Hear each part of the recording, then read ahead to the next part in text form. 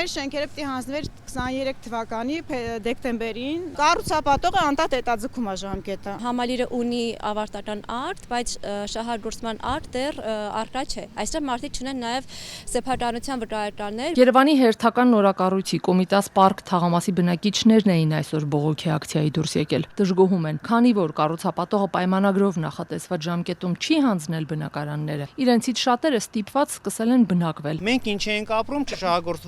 շահագործման չհանձնված շենքերում։ Պիտի գնանք վարձով ապրենք։ Եթե գնանք վարձով ապրենք, պիտի փոխհատուցում պահանջենք։ Մայրաքաղաքի նորակառույցների մեծ մասում սա արդեն կարծես ընդունված պրակտիկա է, բայց ապրել էլ կա, ապրել էլ։ Ասում են զայրացած բնակիչներն ու նեղ սրտում կառուցապատողը խոստացած ժամկետում չի լուծել նաև գազաֆիկացման հարցը, որպեսզի ձմռանը ցրտից չսառեն, ստիպված հոսանքով են տները տաքացնում։ Այստեղ ասում են կառուցապատողն իրենց ընդառաջել է հոսանքի վարձը մուծում է, բայց բնակիչները այնքան շատ են վառում լույսը, որ լարերը ծանրաբեռնում են, ապովիչները գցում են։ Մեկ էլ կարող է տենաս ձմեռվային ցուրտ ամսին, ցուրտ օրին, լույսերն անջատվի։ Իսկ այն բնակարաններում, որտեղ դեռ բնակվող չկա, ցրտից կոյուղիներն են պայթել։ Այստեղ հատակն ու անգամ առաստաղը սառույցով է պատված։ Բնակիչների տանը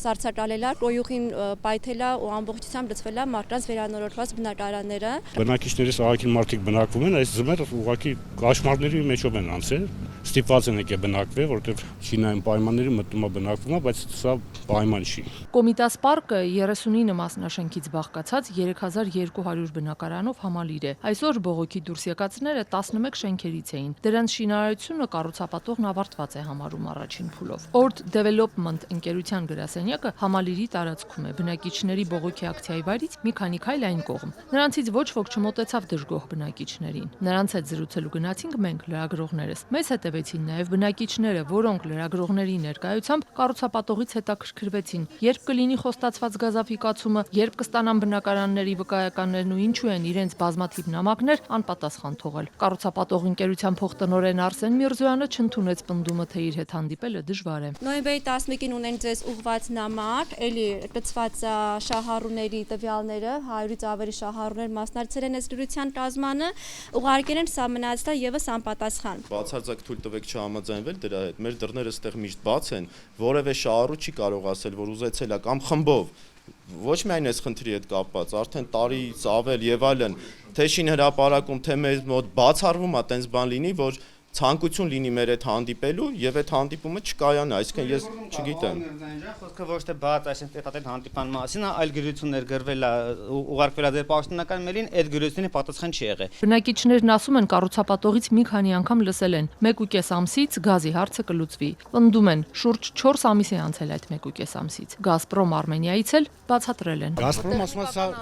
մեր տեխնիկական պայմաններին չի համապատասխանում, այսինքն թե իրանք պիտի սպասարկեն, հա, բարձր իրանք պիտի սպասարկեն, ասում տեխնիկական պայմաններին չի սպասարկում կառուցապատողի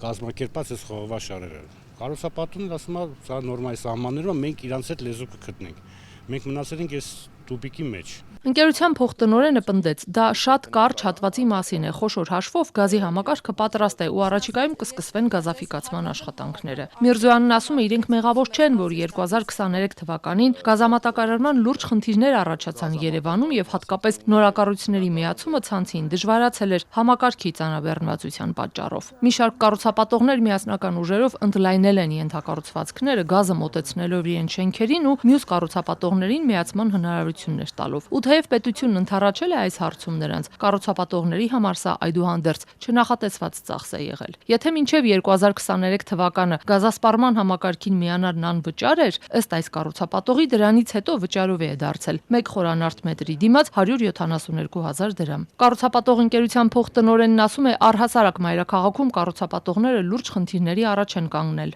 Այսօր շատ խիստ կասկածելի է ընդհանրապես այս բիզնեսը կառուցապատման ու դա շատ կառուցապատողներ են ասում էլի, արդյոք ընդհանրապես իմաստ ունի անել թե չէ։ Շինարարական թույլտվություններ, թե դրանց երկարացման վճարներ, թե էներգետիկ համակարգերին միանալու վճարներ, թե գույքահարկերի չափեր, սրանք sense գումարում եք իրար բոլոր կողմերից, այստեղ կառուցապատող sense կծկվում է։ Չնայած թվարկված խնդիրներին, այս կառուցապատողը նոր ծրագրեր ունի ու դեռ պետք է համալիրի մյուս մասնաշենքերն ավարտի։ Գազից բացի, հեծի բաժանոր դառնալու գներն էլ են վերջին տարիներին փոփոխության ենթարկվել։ Բնակիչները հարցերով հակադրվեցին։ Էլեկտրաէներգիայի գումարը երբ է թանկացվել?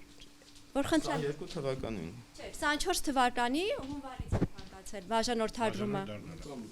Մեր պայմանագրով 23 թվականի որոշումն ա եղել, ուժի մեջ ա մտել 24 թվականի հունվարից, չէ։ Համալիրը պետրաշահարկորդման հանձնվեր 23 թվականի դեկտեմբերին, չէ։ 24 թվականից պետությունը սարտագինը փոխել է։ Ճիշտ է։ 24 թվականի հունվարից է մտել ուժի մեջ։ Հիմա մենք ասենք ինչով ենք մեղավոր, կամ ասենք նույն պետությունը, որ դուր ժամանակին այդ մինչև 24 թվականը 23-ին դուր պետք է հասնես լինեի։ Այսինքն դուր ժամկետ եք խախտել ու փաստացի դրա արդյունքում ձեր կազմակերպությունը եւս էլի մի հատ ֆինանսական ծանր բեռի մեջ է ընկել։ Շինարարությունը շատ խնդիրներ ունի։ Ժամանակին շինարարության թույլտվությունները տրամադրվում էին առավելագույնը 3 տարի ժամկետով։ Վերջին տարիներին դա